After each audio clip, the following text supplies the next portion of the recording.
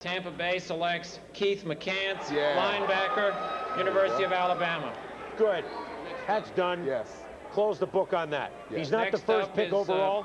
San Diego. But there he is, Keith McCants. And we told you, Keith was with us earlier from his home in Mobile. We told you to relax. It wouldn't take that long. You're drafted by the Buccaneers and a guy you know full. You can smile. All right. How do you feel, my friend? Hey, I feel great. It's a dream come true. It's all over with now. Ray Perkins talked to you a little while ago. Did you have a conversation with him yet, Keith? Yes, I talked to him a few minutes ago, and we discussed some things that we're going to have to do. And the conversation went well. I'm looking forward to going to Tampa. For those who weren't with us before, knee, the question of your knee. Will you need surgery of any type? What's the status of it? Well, everybody talking about my knee. I had a simple sculpt done my junior year in high school, and it's been like that ever since. And it's very mind-boggling to me that this thing would come up the day of the draft. 27 doctors of the NFL looked at it, and they said that I got a little swelling. I can have surgery if I want to. Other than that, I just have to deal with the pain and play. I've been doing it for 4 years, and my knee is not a major concern. Because once I step on the field, my performance will take care of itself. Keith, now you get to inflict some pain on opposing running backs and quarterbacks. Congratulations on your getting selected by the Tampa Bay Buccaneers. And yes, you can keep that smile. Here's San Diego's pick. Select Junior Seau, linebacker, USC. Chicago is now up. Well, welcome to the Bonneville Salt Flats, because the picks are flying fast and furious here. We had to cut Keith a little bit short there because of the San Diego Chargers. Bobby Beathard, here's an upset of the week, did not trade his first-round pick, the 5th overall, and he selected Junior Seau, linebacker from USC. So backer in picks 4 and 5. Let's start with Keith McCants, who now goes to Ray Perkins, a man who he knew well in high school, as Ray recruited him out of Mobile, Alabama. And Mel, you think he should still be the top pick? He's the top player. Maybe he and Blair?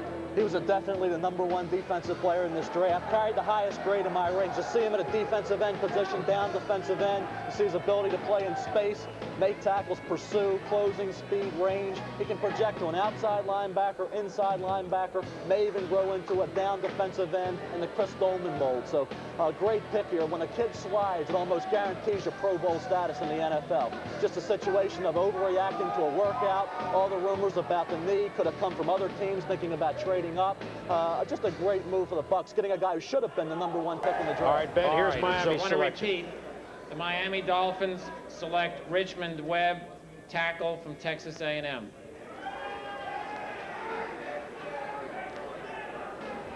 All right, that is not who they picked right there, not Alexander Wright.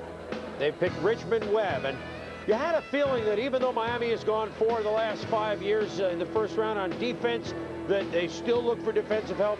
You had a feeling that with one top offensive tackle right there, I mean, Don Shula likes to be able to put a guy and have him there for 10 years. You know how well they have protected Dan Marino.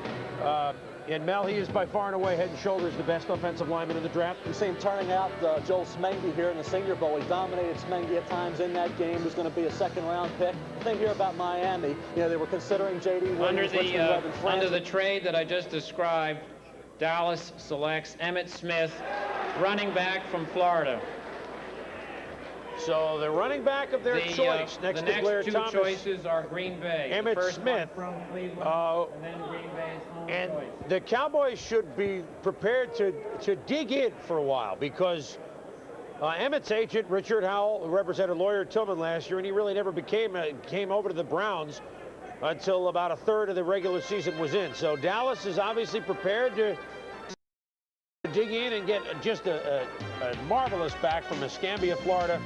Emmitt Smith, a true junior, consensus first-team All-American, averages 145 yards rushing a game.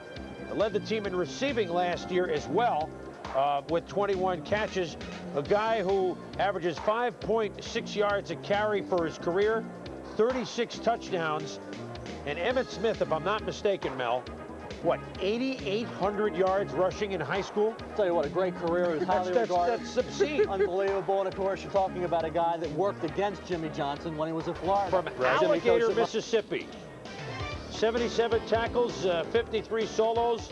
Last year, bench presses 425, and he's a kid that moved up late, isn't he, Mel? Played both up and down, Chris. You can see him here, you know, making the tackle. He played a lot of down defensive end. You see him here coming out of the three-point stance, pursuing, making the play there, causing the fumble. That's what he did, created our first-round area, early second.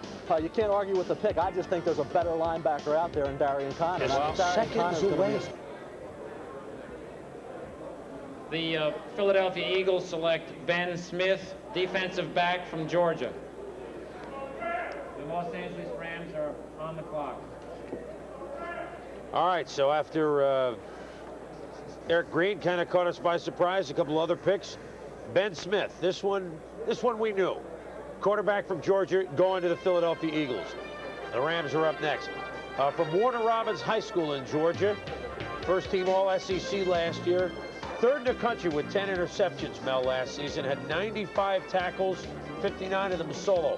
He's a guy that likes to hit. I tell you, he played quarterback or safety. He played them both very well at Georgia. You can see the ability he has to come away with the interception. That's what you want, a cornerback who has the hands to come away with not just the deflection, but the interception.